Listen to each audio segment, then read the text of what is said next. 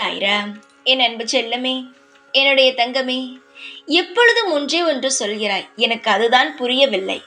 எப்பொழுதும் என்ன சொல்வாய்? சற்று யோசித்துப் பார். எனக்கு யாருமே இல்லை.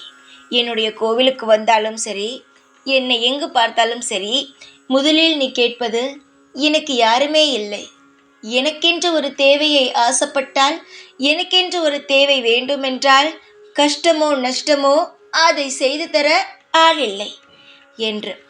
நீ என்னை கூட ஒரு அப்பாவாக நினைக்கவில்லை. பரவாயில்லை, நான் அதெல்லாம் ஒன்றும் சொல்லவும் இல்லை. ஆனால் உனக்கு யாருமே இல்லை என்று எப்படி சொல்கிறாய் தங்கமே? உன்னுடன் நீ இல்லையா? ஒரு நிமிடம் நீ யோசித்துப் பார்.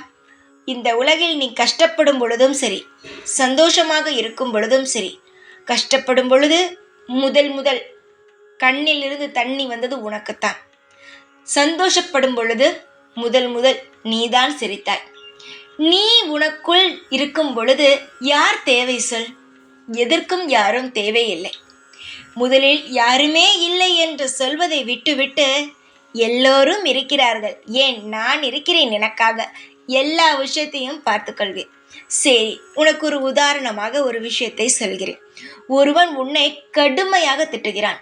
பேசாத வார்த்தைகள் எல்லாம், கேட்காத வார்த்தைகள் எல்லாம் சொல்லி ஒருவன் திட்டுகிறான் என்றால் முதலில் யார் பேசுவா? உன் பக்கத்தில் இருப்பவர்களா? உன் கூட இருப்பவர்களா? கூட பிறந்தவர்களா? இல்லை உன்னை பெற்றவர்களா? இல்லை, நீதான் பேசுவாய். என்னை எதற்காக இப்படி பேசினீர்கள் என்று நீதான் கேட்பாய். அப்பொழுது தெரியவில்லையா உனக்காக நீ இருக்கிறாய் என்று? தங்கமே, யாரும் எப்பொழுதும் உன் கையை தூக்கி விடவும் மாட்டார்கள். கஷ்டமான சூழ்நிலையோ சந்தோஷமான சூழ்நிலையோ எதிலும் வந்து பங்கும் கொள்ள மாட்டார்கள். ஆனால் எல்லாவற்றிலும் பங்கு கொண்டு, எல்லா விஷயத்திலும் சந்தோஷமடைந்து, எல்லா விஷயத்திலும் நீ முதலில் யாரும் இல்லை என்று சொல்வதை நிறுத்திவிட்டு எப்பொழுதும் நிம்மதியாக இரு. உனக்காக நீ இருக்கிறாய்.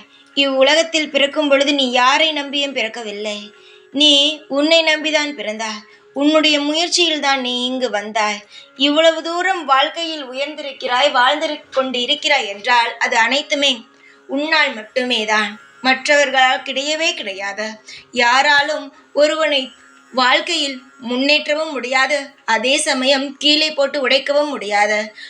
அவனுடைய விதிப்படியே அவனுடைய வாழ்க்கை நடக்குமே தவிர என்னை இவன்தான் தூக்கிவிட்டான், இவன் என்னை வாழ்க்கையில் கீழே போக வேண்டும் என்று நினைத்தான், என்னை வாழ்க்கையில் சறுக்கி விட்டவனே இவன்தான் என்று சொல்லாதீர்கள்.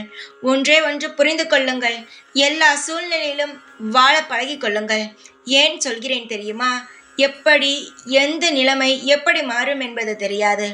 தங்கமே, இப்பொழுது நீ வறுமையில் இருக்கிறாய். சீக்கிரமாக வசதியும் ஆகலாம். அதனால் எதை பற்றியும் யோசிக்காமல் அமைதியாக இருந்தால் உன்னுடைய மனதுக்கும் உன்னுடைய எண்ணத்திற்கும் நீ நல்ல முறையில் இருப்பாய். அடுத்த முறை நிச்சயமாக சொல்கிறேன், அடுத்த முறை என்னை பார்க்கும் பொழுதோ இல்லை நீ தனியாக இருக்கும் பொழுதோ உன் வாயிலிருந்து யாருமே இல்லை என்ற வார்த்தை வரவே கூடாது.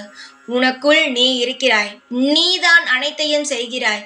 யாருமே இல்லை என்று சொல்லி அழாதே. உனக்கு யாருமே தேவையும் கிடையாது. எல்லாவற்றையும் உன்னால் தைரியமாக சமாளித்து உன்னால் வர முடியும். நம்பிக்கையாக இரு. உனக்கு உன் மீது நம்பிக்கை இருப்பதை விட எனக்கு உன் மீது பயங்கரமான நம்பிக்கை இருக்கிறது. உன்னை நான் நிச்சயமாகவே நல்ல முறையில் வாழ வைப்பேன். ஓம் சாய்ராம்.